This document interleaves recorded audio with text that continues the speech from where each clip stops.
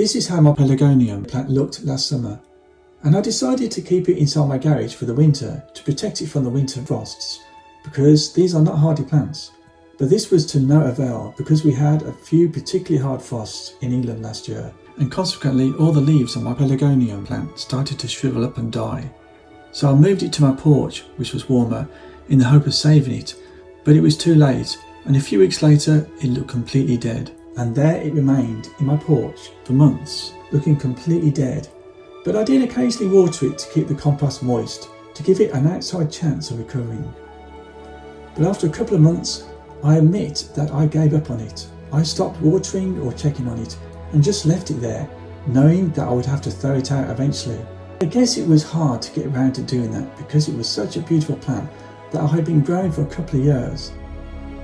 But then suddenly, on a cool spring day in June, 6 months after I had moved it to my porch, I noticed some tiny green leaves near the edge of the Pelargonium pot. At first I thought it must be a weed, but then, to my amazement, they actually looked like tiny Pelargonium leaves. So I immediately watered it, and a few days later I was convinced that my Pelargonium plant had recovered. Obviously there had still been some life in its roots after all this time. And as more tiny leaves started to appear, I moved it outside to my garden so the sunlight could help it recover even more. And from then on, it continued to grow and get stronger and stronger.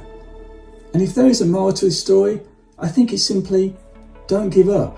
If you believe there is even a remote chance of something recovering, then give it that chance.